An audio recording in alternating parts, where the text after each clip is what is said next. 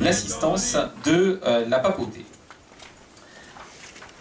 Le 27 novembre 1095, pour répondre à cette demande des chrétiens d'Orient, le pape va demander à ce que se tienne un concile, c'est le concile de Clermont-Ferrand, et c'est lors de ce concile de Clermont que le pape Urbain II va lancer un appel à la croisade.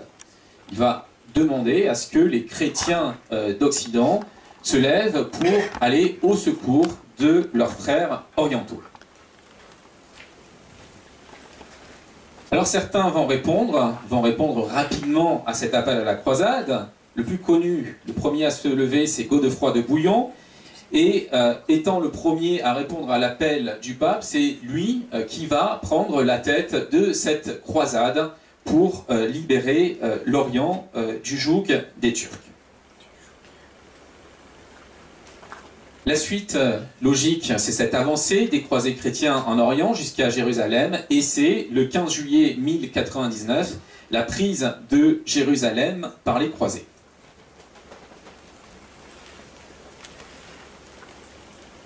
Alors à partir de là, va se constituer ce qu'on a appelé le royaume franc de Jérusalem. Godefroy de Bouillon, qui est le leader de la croisade, va refuser le titre qu'on lui propose à ce moment-là.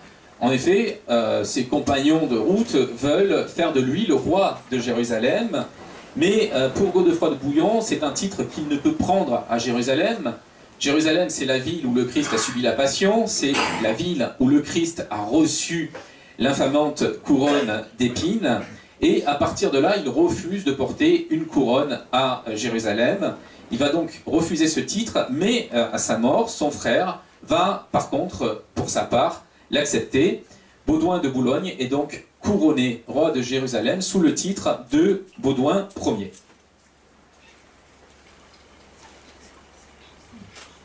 Alors à partir de là vont se succéder les rois de Jérusalem.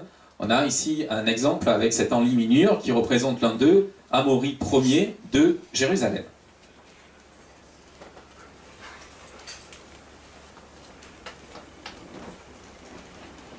Et vont s'établir dans la suite les États latins d'Orient, c'est-à-dire un certain nombre d'États chrétiens installés sur les terres orientales. Alors la carte que voici nous les montre au début du XIIe siècle. On voit qu'autour de Jérusalem, il y a le royaume de Jérusalem. Il y a un certain nombre d'autres comtés ou royaumes chrétiens en Orient, comme le comté d'Édesse. Cette carte a le mérite de nous montrer qu'il s'agit d'enclaves, hein, c'est des territoires plus ou moins étendus qui sont cernés par des populations qui n'ont pas été soumises aux chrétiens. Alors cet enclavement explique que le contexte est relativement instable. Pour arriver dans ces poches chrétiennes orientales, il faut traverser des territoires qui sont souvent des territoires très vastes et qui sont des territoires aux mains de l'ennemi. Les pèlerins qui partent donc d'Europe pour se rendre à Jérusalem doivent traverser un certain nombre de terres dangereuses, et pour cette raison, un certain nombre de services de sécurité, entre guillemets, vont se mettre en place. À Jérusalem, Godefroy de Bouillon a créé l'ordre du Saint-Sépulcre de Jérusalem. C'est un ordre qui va mêler des moines et des guerriers et qui a une vocation, c'est assurer la protection du Saint-Sépulcre, le tombeau du Christ que les pèlerins viennent adorer.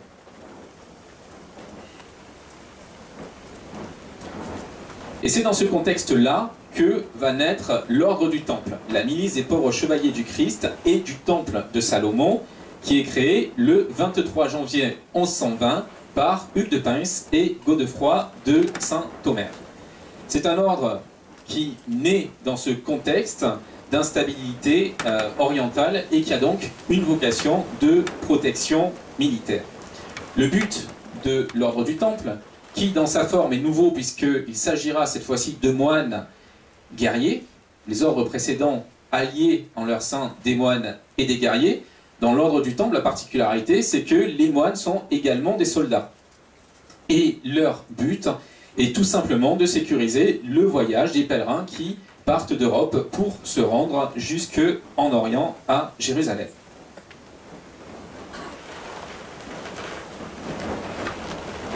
Alors cet ordre, il va recevoir l'appui des autorités locales. Baudouin II, le roi de Jérusalem, va autoriser Hugues de Pins à installer cette milice dans une partie de son palais que les traditions juives identifiaient au reste du temple de Salomon.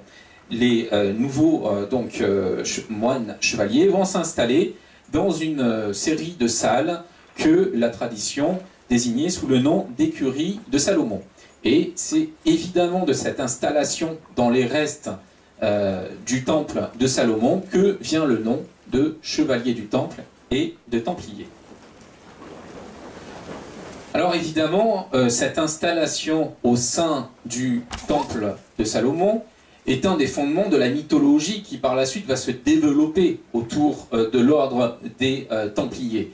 En effet, le temple de Salomon n'est pas quelque chose d'anodin, c'est le lieu saint de la religion juive, c'est le lieu où ont été entreposées toutes les grandes reliques religieuses du judaïsme, à commencer par la plus mythique d'entre elles, la fameuse Arche d'Alliance qui contenait les tables de la loi.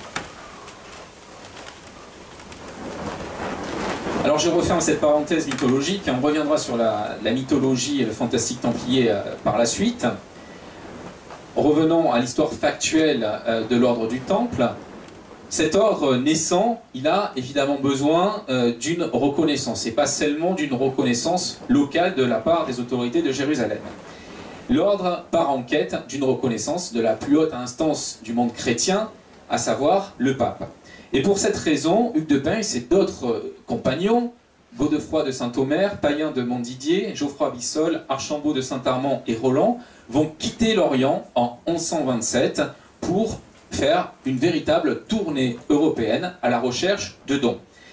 Et ils vont rencontrer des seigneurs qui vont financer l'ordre du Temple. Ils vont également recevoir le soutien du grand théologien de l'époque, Bernard de Clairvaux, qui va rédiger la règle de l'ordre du Temple.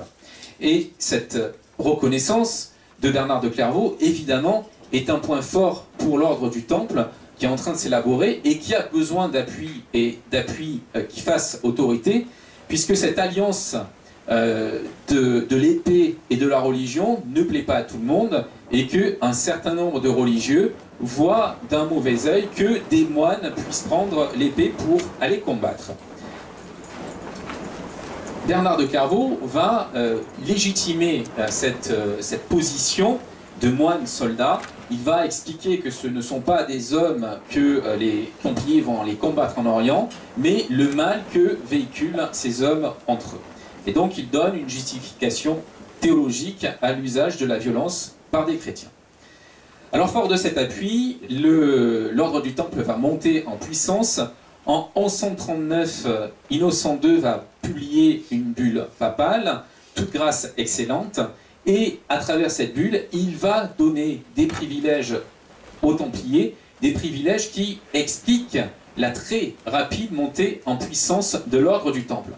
Alors quelques exemples de ces privilèges donnés aux Templiers.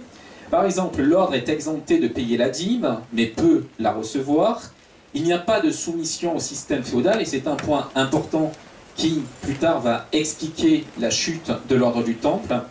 Les Templiers ont également le droit de bâtir leur propre lieu de culte. Il y a une raison à cela. Les Templiers sont des moines, ils doivent vivre à l'écart de certaines tentations, comme les femmes. Et donc, le système qui est pensé, c'est que les Templiers ont leur propre lieu de culte où ils font la célébration de la messe, où ils assistent à la messe eux-mêmes. De cette façon, ils n'ont pas à se mêler à la population et donc aux femmes qui assistent à la messe dans les villages alentours. Enfin, autre privilège accordé aux Templiers, les biens qui sont conquis aux infidèles deviennent propriété des Templiers. C'est évidemment un moyen de s'enrichir assez rapidement. Alors on a des Templiers qui sont installés en Orient, qui vont assurer la protection des pèlerins, et puis on a des Templiers qui sont installés sur le sol européen. Ceux-là ont pour vocation de financer les opérations orientales, et ils vont les financer notamment à travers le système des commanderies, qui va très rapidement constituer un véritable maillage du territoire européen. Alors la commanderie templière, qu'est-ce que c'est? C'est une sorte de mélange entre la ferme et le monastère. C'est un lieu clos qui est réservé aux Templiers. C'est un lieu où les Templiers sont formés de façon militaire, mais aussi religieuse. Et c'est un lieu qui produit des richesses. C'est un lieu fermier. On va s'adapter en fonction des régions sur les cultures les plus rentables. Par exemple, l'industrie fromagère dans le Larzac, avec l'élevage des brebis, et l'industrie viticole, pour prendre un autre exemple, dans les Pyrénées-Orientales. De nombreuses vignes actuelles sont les héritières des implantations de vignobles templiers. Alors, cette implantation, elle est tout à fait importante, impressionnante même. On estime qu'il y avait environ 700 commanderies en France. Et grâce aux revenus soulevés par les productions agricoles et viticoles de ces commanderies templières, eh bien, les Templiers lèvent là aussi très rapidement des fonds qui vont permettre de financer les opérations militaires. L'essor, pour toutes ces raisons-là, et pour l'intelligence du système templier qui est très novateur par rapport à son temps, eh bien, l'essor de l'ordre du Temple va être tout à fait considérable. Le problème, c'est que sa chute va être tout aussi brutale. Cette chute, elle a un point d'origine orientale, c'est la reprise de Jérusalem par Saladin en 1187. À partir de cette prise de Jérusalem par Saladin, le royaume franc de Jérusalem va devoir se retirer et il va s'installer à Saint-Jean-d'Acre. À Saint-Jean-d'Acre va arriver un autre événement. Nous sommes le 13 mars 1291 et des pèlerins qui sont venus d'Europe et qui ont les mœurs européennes, qui ne comprennent pas les mœurs musulmanes, vont se livrer à un véritable massacre de marchands musulmans qui ont installé un marché dans la ville de Saint-Jean-d'Acre. Ce massacre est un acte ignoble qui va susciter des condamnations, notamment du grand maître de l'ordre du Temple, Guillaume de Beaujeu. Et Guillaume de Beaujeu va demander l'exécution de ces chrétiens qui ont commis ce massacre. Mais il est le seul à demander cette punition exemplaire, et parce qu'il est le seul à la demander, qu'il n'est pas suivi, que ces pèlerins meurtriers sortent indemnes de cet épisode, eh bien la ville va être assiégée par les musulmans et la ville va être prise en signe de vengeance. Et à partir de là, évidemment, il n'y a plus d'installation chrétienne franque en Orient. Les Templiers vont devoir se replier en Europe. Et ça pose une question à beaucoup. Quelle est, à partir de ce moment-là, la justification de l'existence de l'ordre du Temple, puisque leur fonction, leur rôle était uniquement de protéger les pèlerins se rendant en Orient. Or, à partir de la chute de Saint-Jean-d'Acre, plus aucun pèlerin ne peut prendre la route de Jérusalem. Ceux qui étaient hostiles depuis longtemps aux Templiers vont donc en profiter. Et le roi de France, Philippe le Bel, peut être posé comme le véritable assassin de l'ordre du Temple. Là encore, il va falloir poser le contexte de cette attaque de Philippe le Bel à l'égard de l'ordre du Temple. Philippe le Bel est en conflit depuis longtemps avec l'Église et il l'a été de façon assez violente avec le pape Boniface VIII. Pour quelle raison? Tout simplement parce que Philippe le Bel veut taxer les biens de l'Église de France et que le pape s'y oppose. Va s'en suivre un conflit qui va durer pendant plusieurs années entre Boniface VIII et Philippe le Bel. Philippe le Bel est menacé d'excommunication par le pape et pour pallier à cette excommunication, pour prendre les devants sur cette décision papale, eh bien, il ne va pas hésiter à faire enlever le pape Boniface VIII à Agnani, en Italie. C'est ce que les historiens ont appelé l'attentat d'Agnani. Le pape est libéré quelques jours après, mais il est suffisamment choqué par l'événement, c'est un vieil homme, pour mourir assez vite après cet événement qui est advenu en 1302. Alors, après la mort de Boniface VIII, un autre pape est nommé, c'est Benoît XI. Son règne est relativement court. En 1305, Clément V, un pape français, est élu. En 1309, il s'installe à Avignon et en 1311, il va lever toute condamnation contre Philippe le Bel. À partir de là, le conflit entre la papauté et Philippe le Bel est plus ou moins réglé. Mais il reste un problème pour le roi de France, ce sont les Templiers. Parce que les Templiers, pour lui, c'est une menace.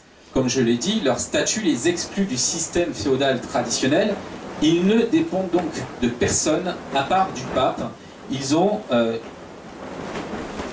toute liberté sur le territoire français. Et ça inquiète fortement Philippe le Bel. Il va donc les concevoir comme une menace et il va tout faire pour réduire leur puissance.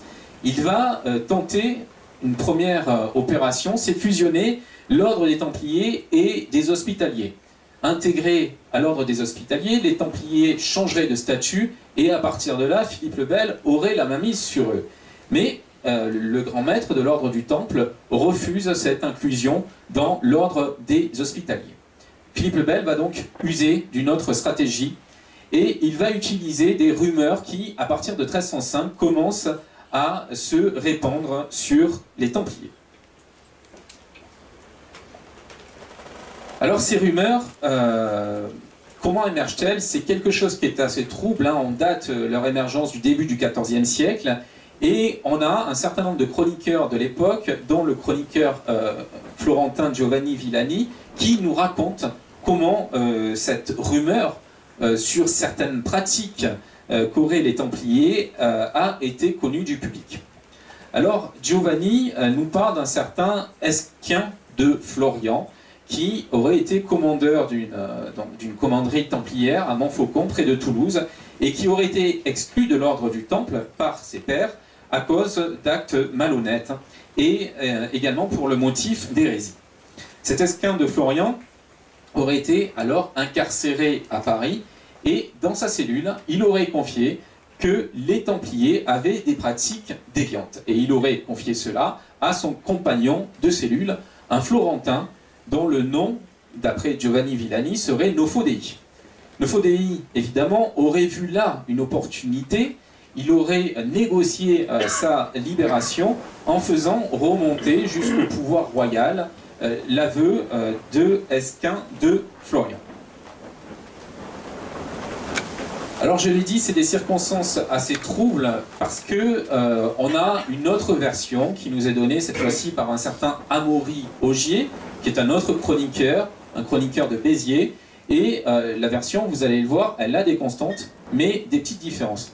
Cette fois-ci, le Templier apostat est emprisonné non pas à Paris, mais dans un château du Toulousain. Dans sa cellule se trouve être incarcéré un bourgeois de Béziers, nommé Esquin de Florian. On voit donc que que le compagnon de cellule ici porte le nom du Templier dans la version de Giovanni Villani. Et c'est à ce Esquin de Florian que ce Templier apostat confie les vices de son ordre. Alors, Esquin de Florian va chercher, là encore comme dans la première version, à tirer profit de cette confidence, et il va obtenir de ses gardiens d'être conduit devant le roi de France pour lui révéler ce qu'il a appris. Alors ce qui est intéressant, c'est qu'on voit des divergences entre ces deux versions, mais on voit des constances.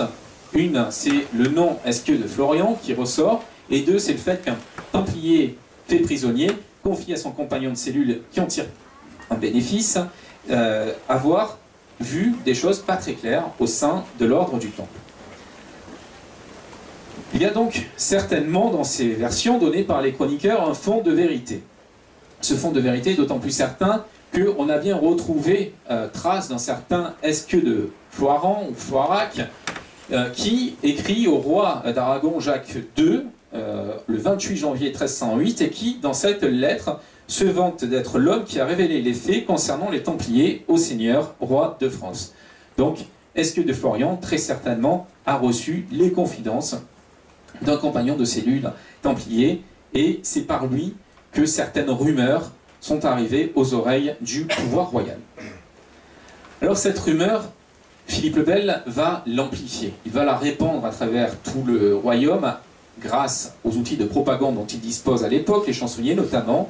Elle va prendre une ampleur considérable, si bien que le 24 août 1307, Clément V va faire ouvrir une enquête afin de déterminer ce qui est vrai ou faux dans cette rumeur hostile aux Templiers.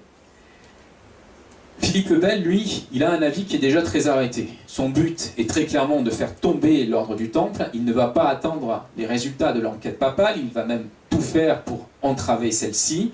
Le 14 septembre 1307, il va signer dans l'abbaye de Montbuisson l'ordre d'arrestation de tous les Templiers établis sur son royaume. C'est l'organisation de la plus grande opération de police de tous les temps.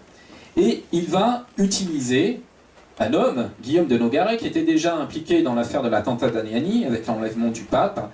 Le 23 septembre 1307, il est chargé de superviser l'arrestation des Templiers du royaume.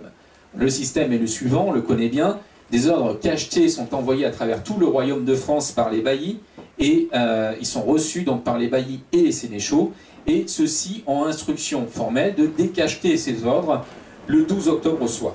Une fois ouverts, ces ordres envoyés par le roi les informent de leur mission. À l'aube du 13 octobre, ils devront se rendre dans les commanderies templières et arrêter tous les Templiers qui dépendent de leur ressort. Alors pourquoi cette arrestation globale des Templiers? Parce que Philippe le Bel veut organiser un interrogatoire de tous les Templiers du royaume de France. Ces interrogatoires, on en a conservé un certain nombre de procès verbaux. En voici deux exemples.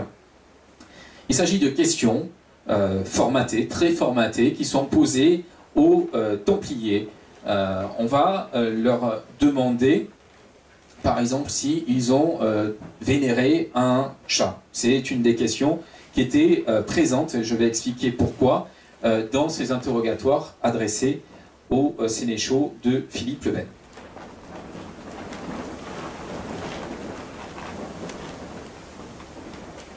Le pape, lui, essaie de continuer à poursuivre son enquête. On sait aujourd'hui qu'il a été entravé. On a longtemps eu cette représentation d'un roi de France travaillant avec le pape et avec l'Église pour détruire l'ordre du Temple.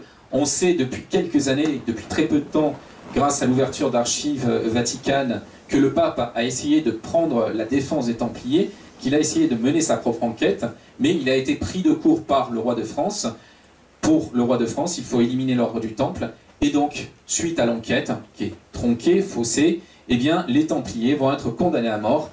Le célèbre bûcher, c'est évidemment celui du grand maître de l'ordre du Temple, Jacques de Molay, qui est brûlé à Paris, sur l'île de la Cité, le 18 mars 1314. Cet événement sur l'île de la Cité, qui s'appelle l'île des Juifs à l'époque, eh bien, va marquer considérablement les esprits. Elle va imprégner les gens qui assistent à ce bûcher, parce que le grand maître des Templiers, il va dignement, et il aurait prononcé cette fameuse malédiction que l'on a évoquée par la suite. En tout cas, il ne recule pas devant la mort, et c'est quelque chose qui marque. Et les Templiers, qui disparaissent brusquement d'un paysage qu'ils occupaient depuis pas mal de temps, et qu'ils occupaient à travers un maillage territorial très dense, eh bien, en disparaissant brusquement comme ça du paysage français, ils ont laissé ce qu'on peut véritablement appeler un spectre. Alors, un spectre, on va le voir, c'est des légendes de fantômes, mais quand je parle du spectre des Templiers, je parle de l'image rémanente, c'est-à-dire cette image qui reste sur la rétine après que l'œil ait été exposé. Comme par exemple quand on regarde le soleil, qu'on ferme les yeux après ou qu'on déplace le regard, on a cette boule de lumière qui reste dans l'œil. L'image rémanente, c'est cela. Et les Templiers ont laissé, à travers le territoire, une véritable image rémanente. Alors cette image rémanente, elle va s'exprimer de différentes façons.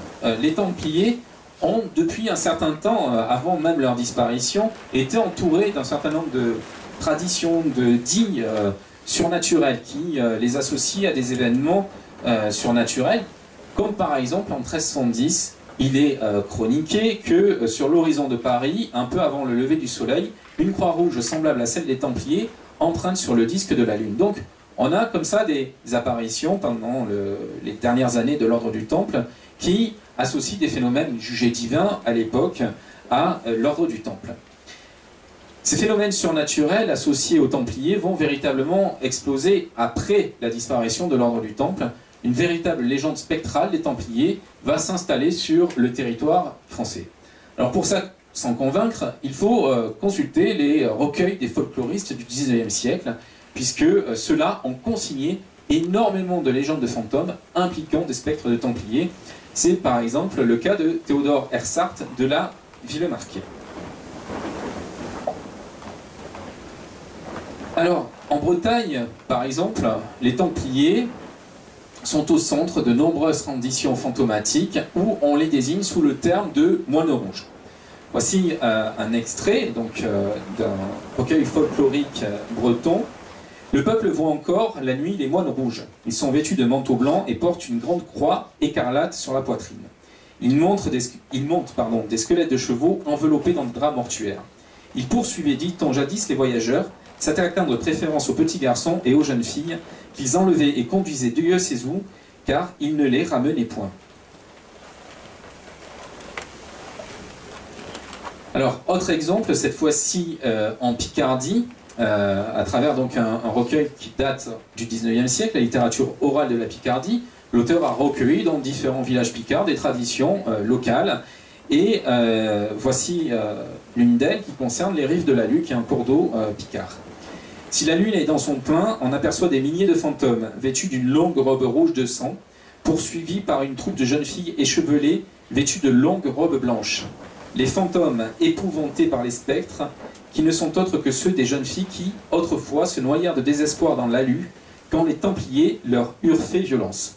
Les traditions picardes affirment en effet que les Templiers enlevaient des jeunes filles et les séquestraient dans leur commanderie. Il les libéraient par la suite, mais ayant subi des violences et des viols, eh bien, ces jeunes filles, pour certaines d'entre elles, se suicidaient dans le cours d'eau voisin. Alors maintenant, je vais évoquer une autre tradition spectrale. Cette fois-ci, on est dans le sud de la France. Je note cette particularité. Je vais expliquer pourquoi par la suite. On est à Gavarnie et l'histoire a été rapportée par énormément d'auteurs. J'ai choisi ici une citation de l'historien Henri Martin, mais Victor Hugo, George Sand, par exemple, de Passage à Gavarnie, ont évoqué cette tradition des fantômes templiers de la chapelle de Gavarnie. On raconte que chaque année, la nuit de l'anniversaire de l'abolition de l'ordre, une figure armée de toutes pièces et portant le manteau blanc à croix rouge apparaît dans le cimetière, écrit par 3 fois « Qui défendra le Saint-Temple? Qui affranchira le sépulcre du Seigneur ?» Alors, les 7 têtes. Les 7 têtes, je vais vous les montrer, ce sont des crânes qui sont conservés dans l'église de Gavarnie. Alors, les 7 têtes se réveillent et par 3 fois répondent « Personne, personne, le temple est détruit ». Nous tenons de M. Augustin Thierry cette curieuse légende que nous n'avons vue reproduite nulle part. Note donc Henri Martin. Alors ces fameux crânes de Gavarnie, les voilà, ils sont conservés dans un meuble, donc on voit pas très bien à cause de la luminosité, mais ici, donc est peinte l'inscription crâne des Templiers, et tous les récits du voyage du 19e siècle nous expliquent qu'on montre à Gavarnie 6 ou 7 têtes qu'on prétend être celles des Templiers martyrisés. Ils étaient à l'époque disposés sur une poutre qui franchissait la nef de l'église, et George Sand par exemple raconte les avoir pris en main, ces crânes templiers. Alors pourquoi c'est intéressant ces légendes templières, ces légendes de fantômes templiers? Parce qu'on voit bien qu'il y a 2 types de légendes. Il y a les 2 premières que j'ai citées, donc, qui venaient de Bretagne et de Picardie, où on voit des templiers spectraux tout à fait effrayants qui terrorisent et qui terrorisaient de leur vivant les populations. Et on a d'un autre côté, comme à Gavarnie, des Templiers qui sont restés des figures extrêmement positives et qui se lamentent simplement sur la chute de Jérusalem. Ces traditions orales, en fait, elles reflètent ce qu'était la France de l'époque. Il y a 2 Frances, la France du nord de Languedoc et la France du sud de Languedoc. La France du Nord qui dépend très fortement du pouvoir royal, où celui-ci a une assise puissante, bien installée, et le pays d'Oc qui sont des terres insoumises, on l'a vu régulièrement, et qui vont être brisées, évidemment, avec la croisade contre les Albigeois au XIIIe siècle. On a donc une partie du territoire français où la propagande de Philippe le Bel a très bien fonctionné, puisque pour les populations locales, le souvenir des Templiers est sinistre, et on a une part du pays qui était plus indépendante à l'époque, où au contraire cette propagande du pouvoir royal n'a pas prise, et où on a gardé un souvenir positif de l'ordre du Temple. C'est important pour comprendre certaines choses par la suite. Alors pour les mêmes raisons, évidemment, quand on sort des frontières françaises, eh bien, on se rend compte que le souvenir des Templiers, il n'est pas forcément négatif. Et un certain nombre d'auteurs l'ont noté depuis longtemps. Par exemple, Baudin, dans ses 6 livres de la République, note que les Allemands ont laissé par écrit que toutes les accusations qui ont été portées contre les Templiers n'étaient que pure calomnie, et que par ces accusations, Philippe le Bel ne cherchait qu'une chose, eh bien c'était mettre la main sur les richesses de l'ordre du Temple. Là encore, pour la suite de mon propos, c'est pas anodin si en Allemagne on a conservé cette image positive de l'ordre du Temple. Alors la deuxième manifestation de ce spectre templier, après ces légendes fantomatiques qui concernent les moines soldats, eh bien c'est l'émergence d'une littérature templière. La littérature templière, on la connaît aujourd'hui, elle est abondante, hein, chaque année paraissent de nombreux ouvrages sur le sujet. Le phénomène a commencé il y a plusieurs siècles. On assiste à partir du XVIIe siècle à un véritable essor de la littérature templière. L'exemple qui va vraiment faire date à l'époque, c'est celui de Pierre Dupuy, qui va écrire un ouvrage qui s'appelle l'Histoire de la condamnation des Templiers. Pierre Dupuy, il a cet avantage d'être conseiller du roi, et à ce titre, il a accès aux archives royales du procès contre les Templiers. C'est donc le premier livre très documenté sur le sujet. Et c'est ce qui va faire sa notoriété à cet ouvrage, c'est sa documentation archivistique. Alors, il y a malgré tout un souci, c'est celui de l'objectivité. Pierre Dupuy, en tant que conseiller du roi, accède donc à ces archives, mais il a aussi une certaine forme de dépendance par rapport au pouvoir royal, et il ne peut donc pas entamer une réelle révision du procès de l'ordre du Temple, puisque s'il attaque Philippe le Bel, il attaque aussi le monarque dont il dépend, il attaque la royauté dans son entier, et ça, il ne peut évidemment pas se le permettre. Donc l'ouvrage de Pierre Dupuy, aussi fondamental soit-il pour la suite de l'histoire des Templiers, eh bien, il ne va pas remettre en question le schéma qui était jusqu'à présent installé, c'est-à-dire que Philippe le Bel est un bon roi qui a fait ce qu'il fallait. À la fin du XVIIIe siècle, c'est là que vont commencer à se multiplier les études plus objectives sur le sujet. Et c'est de façon très significative, en 1789, qu'est publiée en France l'Histoire critique et apologétique des Templiers, qui est une véritable réhabilitation de l'ordre du Temple.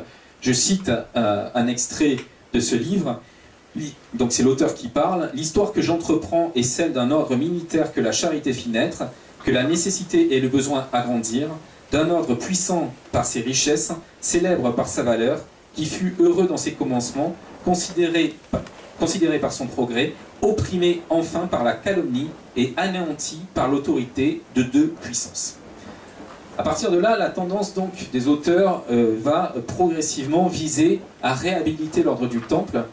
Et il est intéressant de noter que ce n'est pas forcément par des livres d'histoire que l'ordre du Temple va être réhabilité. L'ouvrage qui est le plus décisif dans cette réhabilitation des Templiers, c'est en réalité une pièce de théâtre. Alors une pièce de théâtre engagée d'un certain Renoir.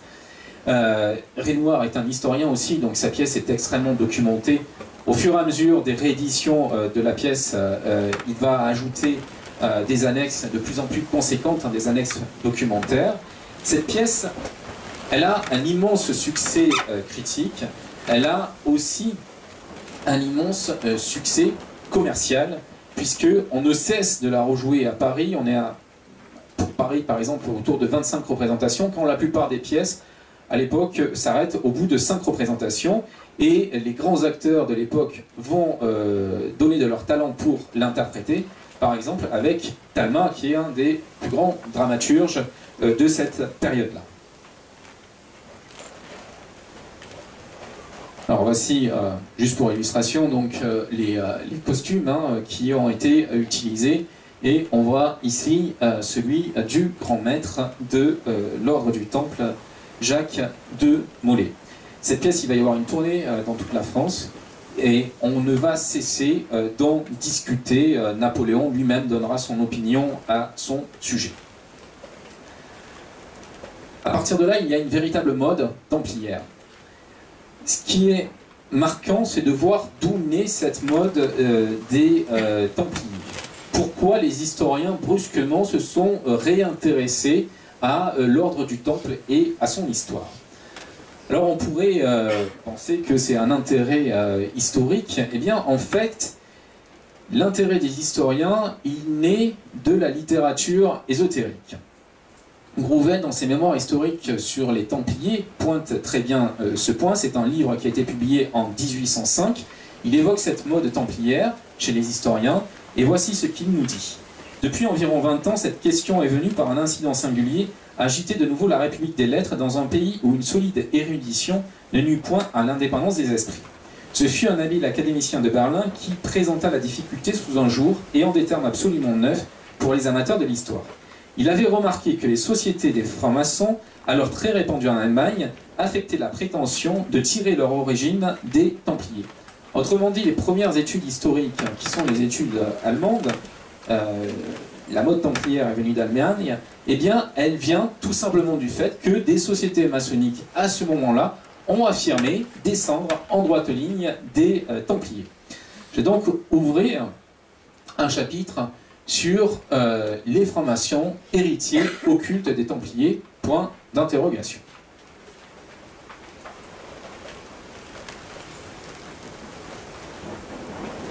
Alors évidemment, c'est un sujet sensible, c'est un sujet délicat, puisque quand on raisonne en termes de preuves historiques, on a évidemment quasiment rien à se mettre sous la dent, et il semble que tout cela relève du mythe. Quand on cherche des documents concernant cette filiation entre Templiers et francs-maçons, eh bien, le plus ancien texte que l'on connaisse aujourd'hui, c'est celui que l'on appelle le manuscrit de Strasbourg, puisqu'il a été retrouvé dans cette ville, qui est daté de 1760. Il s'appelle « Deuxième section de la maçonnerie parmi les chrétiens ». Alors pourquoi deuxième section? Parce que ce manuscrit faisait partie d'un ensemble plus vaste qui retraçait l'histoire de la maçonnerie depuis les origines. Et on sait que pour la maçonnerie mystique, les origines de la maçonnerie remontent à l'origine du monde. Hein, c'est un savoir qui a été transmis par Dieu à certains élus. Et donc la première section de ce texte retraçait l'histoire de cette maçonnerie depuis les origines du monde jusqu'à l'apparition du christianisme, et la deuxième section s'intéresse à l'histoire chrétienne, entre guillemets, de la maçonnerie. Alors, en effet, le schéma qui est donné dans cette deuxième section nous explique que la maçonnerie dérive de l'ordre du Temple. Le schéma est le suivant, donc comme je viens de vous le dire, on a tout d'abord la création divine de la franc-maçonnerie.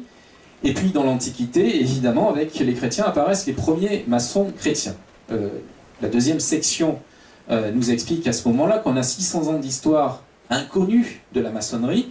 Et puis on retrouve la maçonnerie au sein des chanoines du Saint-Sépulcre à Jérusalem, qui sont rentrés en possession du savoir des Esséniens. Et ces chanoines du Saint-Sépulcre initiés vont voir dans le membre fondateur de l'ordre du Temple et les Templiers, eh bien, des gens qui sont susceptibles